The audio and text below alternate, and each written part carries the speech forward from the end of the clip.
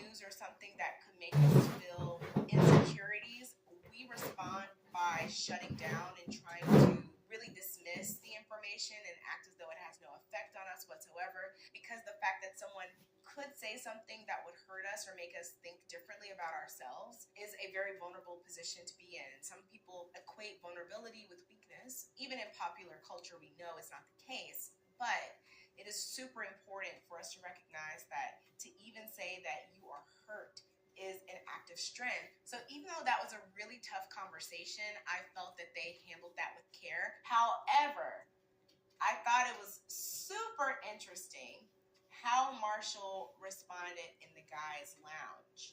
You know, the way that you could just tell he was angry and upset. I actually commended Josh for saying, hey, like, are you talking about me? Because Marshall's, you know, being kind of loud and aggressive. And he's like, are you talking about me? And he was like, depends. Did you tell Jackie you're going to pack up your bags and go home? This is one of those situations where I don't think there is a clear right person and wrong person. I could see some people arguing that Marshall showed his colors when he was getting all upset and angry. Josh should be able to have as much opportunity to develop a connection with Jackie too. But I think he was just upset that this was a conversation that he was not aware of the level of feeling that Josh was claiming to be developing toward Jackie. Josh has said in later statements that he was very intentional about not sharing who his connections were with the other men. So it does make sense if, you know, Marshall's having a lot of conversations. He knows who everyone is gunning for. He knows Josh might have an interest in Jackie, but Josh maybe up until that point hasn't said that how interested he is in Jackie or that he's falling in love with her or anything like that. It might feel to him like a game. And given how it seems like maybe Josh was conducting himself in a way where a lot of the guys seem not to care for him, he might have felt like, okay, you're playing with her. You're wanting to win this game. So I thought that Marshall's frustration was warranted, but I also really commended Josh for being straightforward and being like, hey, are you talking about me? And I thought that conversation went well. I didn't think they were going to hug and be friends by the end of it, but I did think that the way they handled the conversation, as difficult and extreme as this process is, I commended both of them for how it was handled. But what I didn't like is how Josh then talks in his confessional about how it's a game and how he's always been very competitive. That started to make it seem more like his intentions may not have been pure. What? With the Google Pixel 7, you give your videos a dramatic effect with cinematic blur. Easily edit photos with Magic Arena. What I loved about Jackie and Marshall's reveal, I loved that it was really silly. It seemed like they right away had this connection that was goofy and funny. And I think that is what a lot of us started to become invested in, was the friendship that was developing. Because really, for a lot of us, humor is very vulnerable. And if you're going to be silly and joke around with someone, sometimes it requires a level of trust that you don't really have with strangers. So I was hopeful seeing their reveal. And I was like, okay, they seem attracted to each other. They're already having fun with each other. I thought that that was, you know, a really great reveal. And I was excited about what was about to unfold with them. You know, as everything unfolded, obviously, watching this back, it's a bit tainted.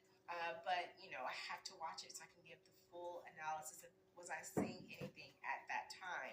And at this time of the reveal, I wasn't. I was not concerned. I thought, okay, you know, it seems like they're both attracted to each other. Even though Jackie never said outright, you're so handsome, I'm so attracted to you, and Marshall was saying that, she was giving indications that she did find him attractive. So I didn't think anything of it at the time.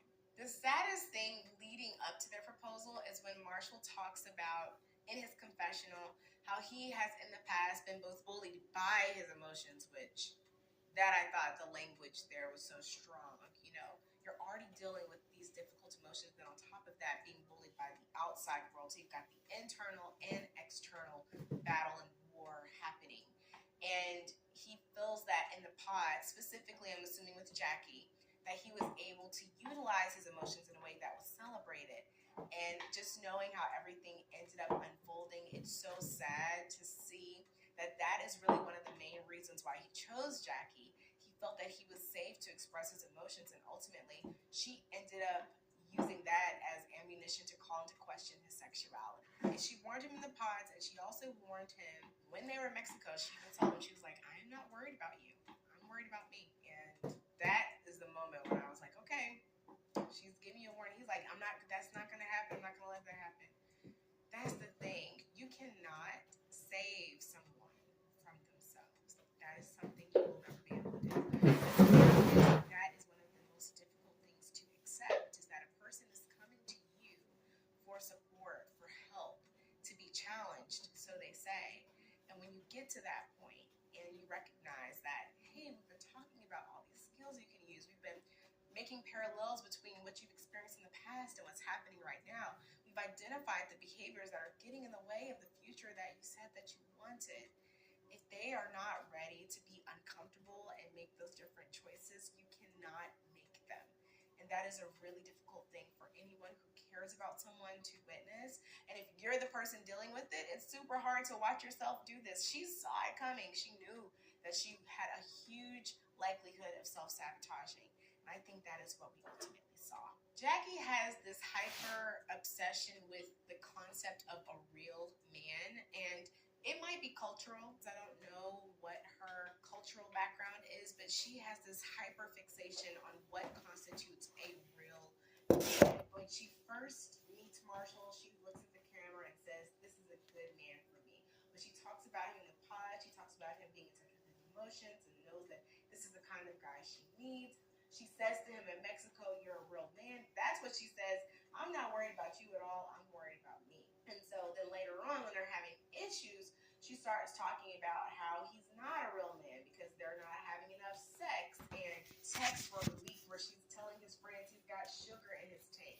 You know, just things that are calling into question his character and who he has portrayed himself to be, and basically saying that he is being deceptive, deceitful. And I believe this hyperfixation on a real man might have something to do with her relationship with the earliest men in her life. Typically father, brothers, whatever the dynamics may be, maybe uncles. Someone has been telling her that you need a real man. This is what a real man does, and this is what you need to bring home to us. And I'm assuming that might be a big factor in why she is so laser focused on making sure she's with a real man, even as her own definition fluctuates of what a real man is, because at some point it seems like she's suggesting that being in touch with your emotions is a marker of a good man, a real man.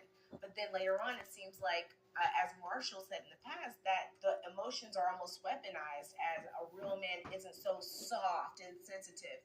Those are very contradictory messages, and it's very difficult for someone to know how to navigate the best type of partner they can be for you when your definition of what that looks like is changing over time. She said, if I go back home, I'm going to turn back into who I used to be, and you don't deserve that. And I think that's what we saw. She warned him. He's like, you won't. I'm not worried about it. And when a person is giving you warnings about their self, pay attention.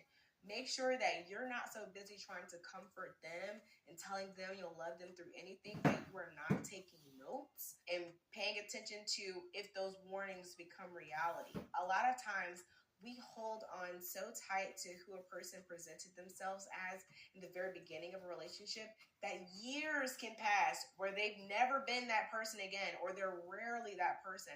And we're holding on to that because we made this promise that, you know, you're not going to do that, or I won't let you do that, or I'll love you through that. When really we didn't even know what that looked like or how it affect us. So always listen to those warnings. Ask questions, stay curious. Marshall did not stay curious in this moment. Marshall went straight into comforting mode. I'm not worried. I won't let that happen to you. I used to be that person. I'm not doing that again. I'm not going to leave when it gets rough. I'm going to stay. I'm not worried about it. New Colgate Total Plaque Pro Release dissolves and lifts away plaque for 2 times less gum-harming plaque. So you're dentist ready. Mr. Walker. Oh, am I early? Be dentist ready with Colgate Total. Welcome to BreezeLine, where anything is possible thanks to better internet. Stream, watch, post, send, and trend. Do it all with our fiber-powered network, bringing you reliable, fast internet. Welcome to BreezeLine.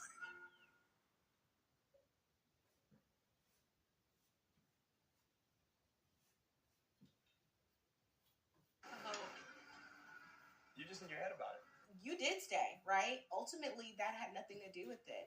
And she was looking at him like, okay, you want to give me all this comfort. You don't even know what it's like. And he didn't. I truly don't believe there was anything Marshall could have done to salvage this relationship. I really don't. Now, that is one thing I do love as a person with self-awareness. I've always said I can deal with absolutely any personality if that person is self-aware and is open to recognizing how their behaviors affect the people around them. I can really deal with anything. It's the delusional element, that really gets me, and that really takes me back to last season with Zay and Cole. Like, a lot of people might be equally upset with Jackie as they were with Zay last season. I am not, because Jackie gave warnings, and I feel like Zay she has really painted herself as the victim. And in the reunion, which we'll get to, I feel that Jackie started to kind of do that as well, try to paint herself as the victim and say she's taking accountability, which I'm not really sure if she has. From what I've seen, it doesn't look like she has. But I did appreciate at this point that she was very self-aware enough to give him that warning. Now, when you fast forward just a little bit, they're having this great day, and then Jackie is having an emotional breakdown. That's the moment when I started asking myself, what is going on with her family? Now, it has come out later, what was going on. I think her father was dealing with cancer and she's supporting them. I read from the notes I was taking while I was watching. I said, it seems like Jackie's feeling guilty for having a good day. I wonder what's going on with her family. So she did ultimately come out and say that is what was happening. She was feeling guilty. And I said, she's worried about the lows after feeling high and happy on this trip. And that's the truth. Later on, that came out as well. But she was feeling like, okay, I don't want to get too excited. This is one of the key elements of self-sabotage. You start feeling a little too happy, and you're like, okay, if I continue to feel this happy, that means that when this is taken away from me, I am going to feel even lower. I don't want that pit. I don't want that drop, that fall from being at my peak of happiness. And so you start doing little things to try to take some control back. It's like if you're on a roller coaster and you had the option to do a lever that would stop the roller coaster whenever you want. You would see that roller coaster stopping a lot more often than we do at amusement parks, right? Let's say you're blindfolded and you don't even know when the drop is going to happen. And you're literally stopping yourself on your way up the roller coaster, right? Like, you haven't even got to the peak yet. But you're getting in your own way of experiencing that peak, being so afraid of the drop.